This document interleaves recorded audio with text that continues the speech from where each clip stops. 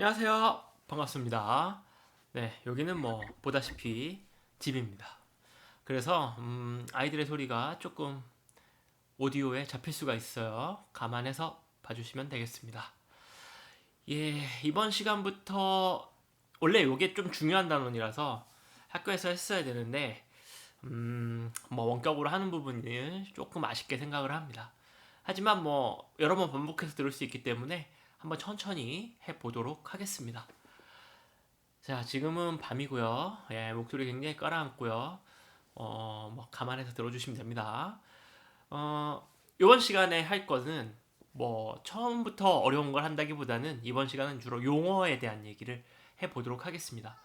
앞으로 해야 되는 것들에 대해서 가장 기본적으로 용어를 알아야 되기 때문에 그거부터 먼저 정리하도록 하겠습니다. 자, 여기 있는 그림 보이시죠? 요거 여러분도 익히 알고 계시죠? 당, 인산, 염기. 요게 예, 뉴클레오타이드죠. 뉴클레오타이드. 뉴클레오타이드가 요게 뉴클레오타이드. 요게 쭉 달라붙어 있어요. 두 가닥으로. 이게 뭡니까? DNA입니다. DNA. DNA는 사람 몸에 있는 다양한 정보를 가지고 있죠. 우리가 오늘 다룰 것은 염색체입니다. 염색체. DNA와 염색체가 어떻게 다르냐? 일단 요거를 알아야 되는데 일단은 DNA가 이렇게 생겼다. DNA는 뉴클레오타이드로 구성되어 있다. 이런 DNA가 쌓이고 뭉치면 염색체가 되는데 어떻게 되는지 그림을 보면서 알아볼게요. 자, 요 모양, 요게 바로 염색체입니다. 요거. 예, 보이시죠? 근데 이제 DNA와 염색체가 뭐냐? 염색체라고 하는 건 결국 DNA의 덩어리입니다. DNA의 덩어리. 근데 여기 보시면 히스톤 단백질이라는 게 있죠? 이런 게 왜 필요하냐? DNA가 그냥 뭉치면 되지. 근데 여기 보시면 DNA는 뉴클레오타이드로 구성되어 있죠? 당, 인산, 염기로 구성되어 있는데 바로 이 염기가 마이너스 전기를 띠고 있습니다. 음전화. 네. 마이너스 전기를 띠고 있기 때문에 마이너스끼리 뭉칠 수가 없잖아요. 마이너스끼리 가까이 가면 밀어내는 청력이 발생하기 때문에 DNA만 가지고는 DNA가 뭉칠 수가 없어요. 그래서 이 DNA가 가지고 있는 이 마이너스 전하를 상쇄시켜줘야 됩니다. 자, 그래서 DNA가 뭉칠 수가 없어요. 그래서 요 마이너스 전기를 없앨 수 있는 특별한 장치가 필요합니다. 그래야 마이너스가 뭉칠 때 청력이 발생해서 밀어내는 걸 상쇄시켜 줄 수가 있어요. 그게 뭐냐면 바로 이 녀석입니다.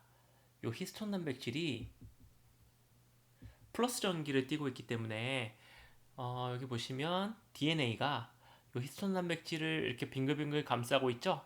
그러니까 마이너스 전기와 플러스 전기가 상쇄되면서 이것들이 이렇게 같이 붙어 있을 수 있어요. 이렇게. 그 다음에 이런 것들이 응축되고 꼬이고 응축되면 이제 눈에 보이는 어떤 눈에 보일 수 있는 커다란 형태의 염색체가 완성이 됩니다. 되겠죠?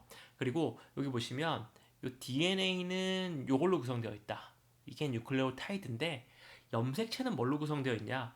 요 알갱이로 구성되어 있어요. DNA와 히스톤 단백질로. 그죠? DNA와 히스톤 단백질로 된 이 알갱이 덩어리가 뭉치면 염색체가 되죠. 그래서 요 덩어리를 뭐라 부르냐면 뉴클레오솜이라 부릅니다. 뉴클레오솜. 오케이? 그러면 뉴클레오솜은 DNA와 히스톤 단백질로 구성되어 있는 겁니다. 그러면 DNA와 DNA의 구성단위인 뉴클레오타이드와 그 다음에 염색체의 구성단위인 뉴클레오솜 중에 누가 범위가 좀 더 큰 말이냐? 뉴클레오솜이겠죠. 그죠? 히스톤 단백질을 포함하고 있으니까. 그래서 네, 염색체가 이렇게 구성되어 있다. 이해할 수 있겠죠? 다음 볼게요. 자, DNA가 이제 염색체가 될 때 얼마나 많이 응축돼서 모이느냐, 그거를 이제 계략적으로 볼 수 있는 그림이라서 한번 보여드리면 이 DNA일 때는 요 폭이 2나노미터예요. 이걸 뭐 외우는 건 중요한 게 아니고 이게 어느 정도로 뭉치느냐 그게 중요한 거니까 보시면 히스톤 단백질에 이렇게 돌돌 말리고 이게 뭉쳐서 결국 최종적으로 염색체 상태가 되면 1400나노미터가 됩니다. 즉 2나노미터였던 게 700배. 이렇게 한 장짜리 만약에 이게 이렇게 한 장짜리 이 두께를 가지고 있었으면 이게 700장 쌓여 있는 그 정도로 응축된다는 얘기죠. 네. 그래서 이렇게 되면 염색체로 응축될 수 있다라는 겁니다. 자, 그러면 이제 염색체에서 염색체를 표현하는 여러 가지 단어들이 있습니다. 염색체의 수라든가 염색체 뭐 핵상, 핵형 이런 단어들이 있는데 요게 뭔지 볼게요. 이거는 제가 필기하는 게 편하니까 영상 없이 갈게요. 자, 요런 그림 본 적 있죠? 요게 이제 뭔지 설명을 좀 드릴 겁니다. 여기 보시면 이게 이제 상동 염색체라고 나와 있잖아요. 상동. 이게 서로 상자에 같을 동자예요. 서로 같다. 그러니까 모양과 크기가 똑같은 염색체가 사람 몸에 이런 것들이 들어 있는 겁니다. 이 두 개가 모양과 크기가 똑같죠? 이 두 개가. 그죠? 이 두 개가. 그래서 이 둘이 무슨 관계냐? 상동 염색체 관계다. 왜 상동이냐? 서로 모양이 똑같으니까요. 되겠죠? 근데 상동 염색체는 어떤 특징이 있냐면 요 하나, 요게 아빠가 준 거면 이거는 엄마가 준 겁니다. 즉 아빠한테 하나, 아빠한테 하나, 엄마한테 하나 이렇게 와서 모양과 크기가 똑같은 게 두 개씩 있는 겁니다. 사람은. 그래서 이 두 개는 상동 염색체라고 부르는 거죠. 그러면 염색체라는 건 결국 그 DNA가 뭉쳐 있는 거잖아요. 자, DNA가 뭉쳐 있는 거니까 그러면 생각을 해봅시다. 여기 이 염색체라는 건 결국 DNA가 막 뭉쳐있는 덩어리입니다. 뭉쳐있는 덩어리. 아빠한테서 온 DNA가 뭉쳐있는 덩어리와 엄마한테서 온 DNA가 뭉쳐있는 덩어리. 이 두 개의 덩어리의 모양은 똑같아요. 근데 이 안에 들어있는 DNA가 가지고 있는 정보가 같을까요? 다를까요? 아빠, 엄마는 원래 남이죠. 뭐 친척도 아니고 완전 생판 남입니다. 그러니까 이 안에 들어있는 DNA 정보가 같을 수가 없죠. 그래서 상동 염색체는 어떤 특징이 있냐면 모양과 크기는 똑같아요, 염색체. 근데 자, 안에 들어있는 안에 들어있는 DNA의 정보는 다르다라는 겁니다. 물론 같을 수도 있죠. 근데 100% 같지 않다는 얘기입니다. 네. 그 다음에 여기 보면 우리가 이제 DNA가 이렇게 쭉 실처럼 그리면 DNA에 정보가 있는 부분이 있고요. 이렇게 뭔가 정보라는 건 이걸 가지고 뭔가가 만들어지는 부분이 있고 뭔가 만들어지는 부분이 있고 그 다음에 뭐 하는지 모르는 부분도 있습니다. 그래서 뭔가가 만들어지는 부분 이게 뭐 별표가 만들어지면 DNA 중에서 이 별표를 만드는 부분 이 부분을 유전자라고 불러요. 유전자. 그럼 여기는 뭐라 부르냐면 별 유전자. 여기는 세모 유전자. 이렇게 표현하는 겁니다. DNA 중에 정보가 있는 부분을 유전자라고 하고 그 다음에 어떤 걸 만드느냐에 따라서 이름을 붙여가지고 무슨 유전자 무슨 유전자 이렇게 부르는 거예요. 그러면 생각을 해보면 이게 이제 DNA잖아요. 그러면 이 안에도 정보가 들어있겠죠. 이 안에 이렇게 정보가 들어있을 겁니다. 이렇게 어떤 정보가 들어있을 거예요. 예를 들어서 여기에 뭐 혈액형 우리 최근에 배웠으니까 혈액형에 대한 정보가 있다. 그래서 혈액형 유전자가 있다. 라고 해봅시다. 그죠? 그러면 신기하게도 상동염색체에 요 이거랑 똑같은 위치, 요 위치에 똑같은 혈액형 유전자가 있습니다. 그럼 좀 전에, 선생님, 좀 전에 DNA 정보 다르다면서요. 근데 여기 보시면, 여기 혈액형 유전자가 있으면 여기도 혈액형 유전자가 있는 거예요. 똑같은 종류의 정보가 들어있는 겁니다. 같은 위치에. 같은 위치에. 근데 이 안에는 예를 들어서 뭐, A에 대한 정보가 있고, 이쪽에는 O에 대한 정보가 있을 수는 있겠죠. 정보 세부적인 디테일은 다를 수 있는데 들어있는 정보의 종류가 같다라는 겁니다. 그리고 상동염색체의 동일한 위치에 있는 이 두 개의 유전자 이걸 뭐라 부르냐면 이 두 개를 대립 유전자라고 부릅니다. 대립 유전자. 그러니까 모양과 크기가 똑같은 염색체, 상동 염색체. 그다음에 상동 염색체의 같은 위치에 있는 유전자, 대립 유전자. 이렇게 부르는 거예요. 그러면 여기서 예로 들었던 A와 O 이 두 개가 대립 유전자가 되는 거죠. 그죠? 혈액형에서 만약에 예를 들어서 이쪽에 대머리 유전자가 있다. 그러면 여기 똑같은 위치에 여기도 대머리 유전자가 있는 겁니다. 근데 뭐 여기는 대머리가 있고 여기는 대머리가 아닌 머리는 무슨 머리죠? 진머리? 예, 뭐 하여튼 예, 대머리가 아닌 그런 형질을 나타낼 수 있는 거죠. 물론 같을 수도 있겠지만 이게 상동염색체 대립 유전자에 대한 얘기고 그러면 여기서 이제 궁금한 게 생길 수 있죠. 이 둘은 무슨 관계냐? 이 둘. 우리가 이제 그림을 이런 식으로 그릴 때 이 둘은 무슨 관계냐? 이거는 자매 염색 분체라고 부릅니다. 줄여서 자매자를 안 쓰기도 해요. 그냥 염색 분체라고도 불러요. 염색 분체. 이건 무슨 관계냐면은 원래 염색체가 요거 하나예요. 요거 하나. 근데 이 염색체는 언제 생기냐면은 이제 뒤에 나오겠지만 하나의 세포가 둘로 나누어질 때 염색체라는 게 생기거든요. 그러니까 기본적으로 염색체는 나눠주려고 생기는 거예요. 그러면 이거는 뭐냐면 이 왼쪽에 있는 요 지금 빨간색 지금 요 공 빨간색 레이저 포인트 요거가 이제 원본이에요. 요거를 그대로 복사한 복사본이 염색 분체입니다. 자, 그러면 요것과 요 지금 보라색과 파란색은 하나는 아빠가 하나는 엄마가 준 상동염색체고 요 보라색 두 개 요것과 요것의 관계는 이 왼쪽 걸 그대로 복사한 게 오른쪽에 있는 거다. 이 둘의 관계는 염색 분체다.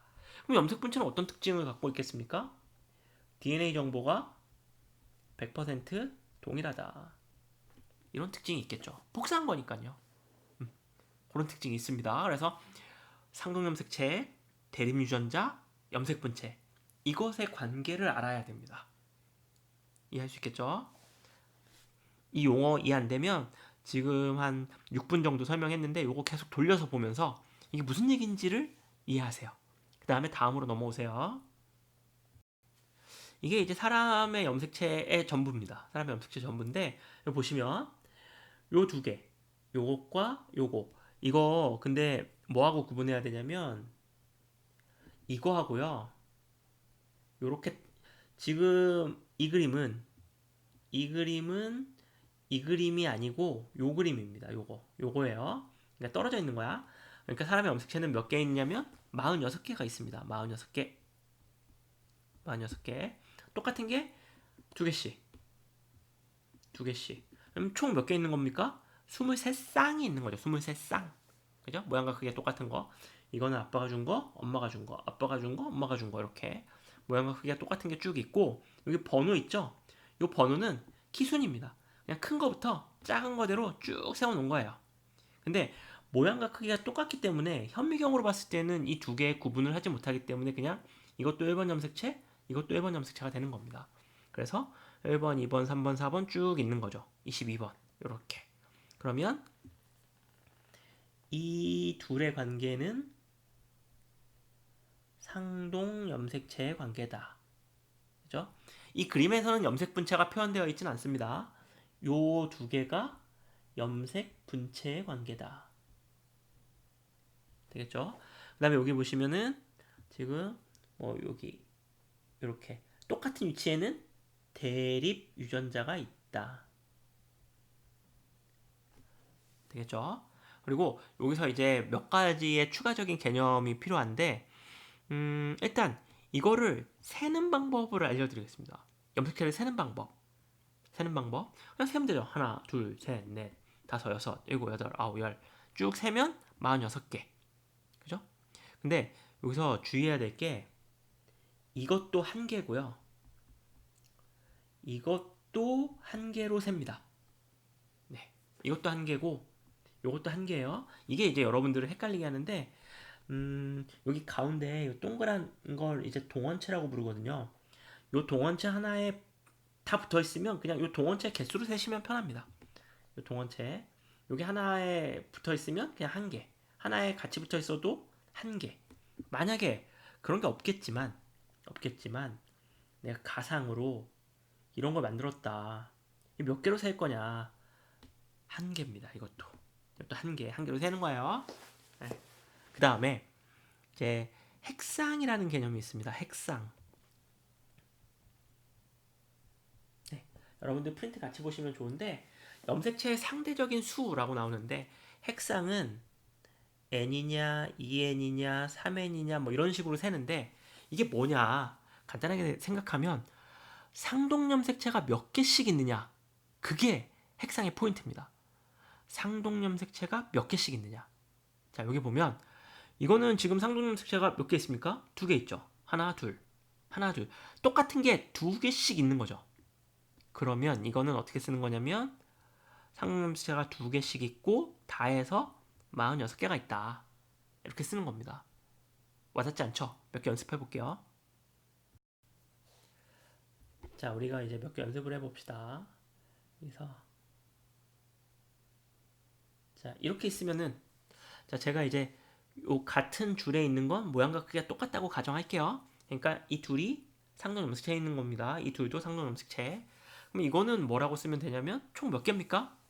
다 해서 하나, 둘, 셋, 네 개죠. 네 개. 근데 앞에 n을 써야 되냐, 2n을 써야 되냐? 모양과 크기가 똑같은 게 몇 개 있어요? 두 개. 상동 염색체가 똑같은 게 두 개씩 있잖아요. 그러면 이건 뭐라고 쓰는 거냐면 2n은 4 이렇게 쓰는 겁니다. 근데 쉬워 보이는데 이거는 몇 개일까요? 이건 몇 개입니까? 일단 6개죠. 이거 n이야, 2n이야, 3n이야. 요거 이제 3n이라고 대답하시는 분들이 있는데 요거 모양과 크기가 똑같은 게 두 개 있는 거예요. 두 개. 두 개짜리가 총 다 해서 6개 있는 거죠.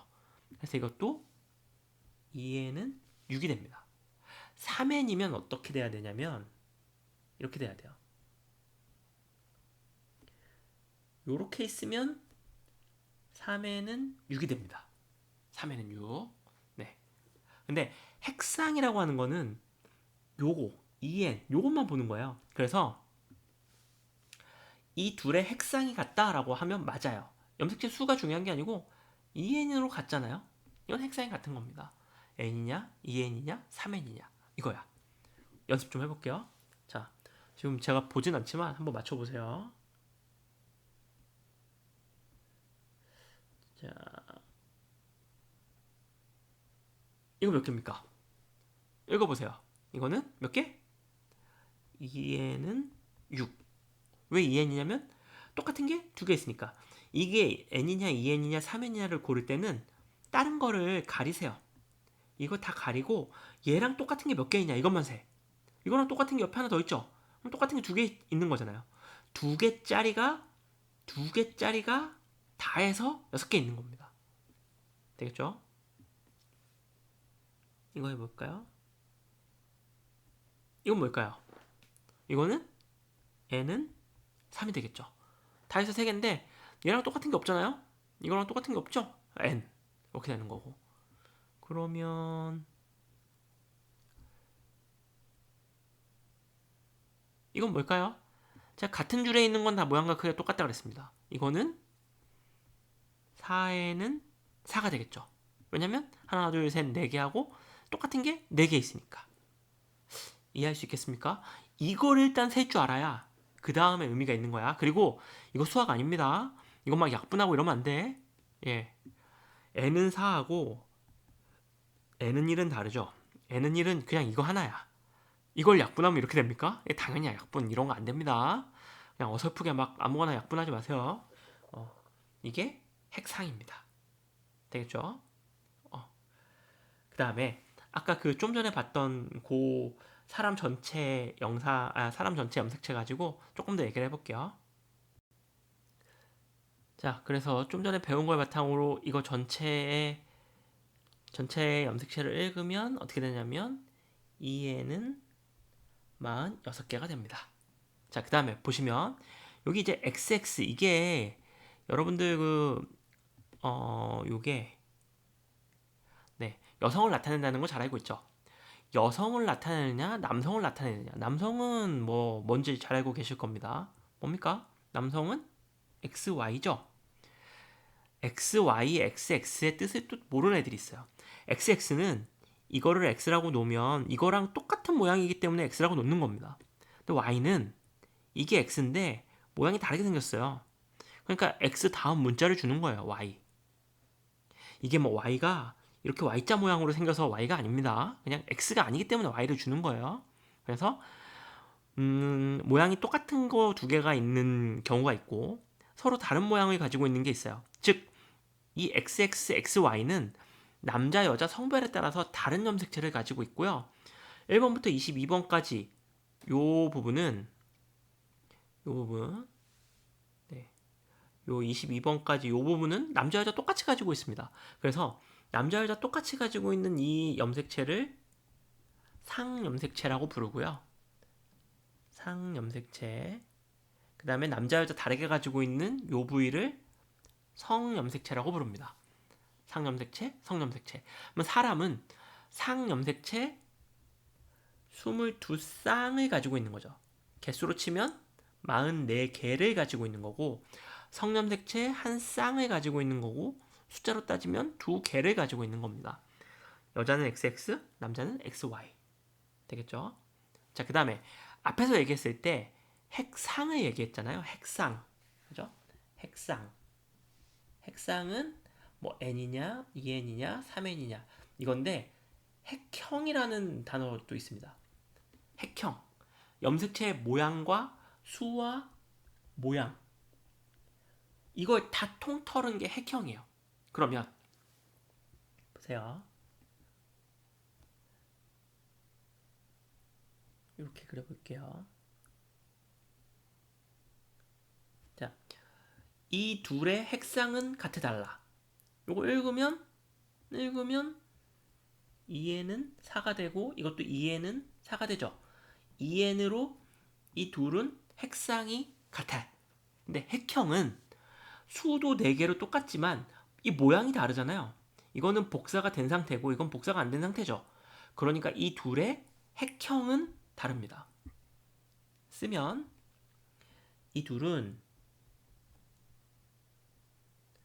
핵상은 같아. 하지만 핵형은 달라. 이해할 수 있겠죠? 남자와 여자는 핵상은 당연히 똑같아요. 근데 핵형은 다릅니다. 왜냐면 성염색체가 여자는 똑같은 거 2개 가지고 있고 남자는 다른 걸 가지고 있기 때문이죠. 자, 되겠죠? 그래서 오늘 배운 내용은 꽤 중요합니다. 뉴클레오타이드, 뉴클레오솜, 그 다음에 상동염색체, 대립유전자, 그 다음에 핵상, 핵형, 상염색체, 성염색체. 제가 얘기하는 것들에 대해서 개념이 바로바로 탁탁 떠오르지 않으면 잠깐 멈췄다가 프린트도 보고 영상 다시 그 전으로 돌려가지고 이 기본적인 개념에 대해서 여러분들이 완벽하게 숙지를 해야 다음 시간부터 제가 이 용어를 다시 설명하지 않을 거거든요. 그러니까 수업 시간에 쭉쭉 얘기하는 것들을 여러분들이 편하게 받아들일 수 있을 겁니다. 용어 확실하게 이해하고 넘어가셨으면 좋겠습니다. 오늘 수업은 여기까지 할게요.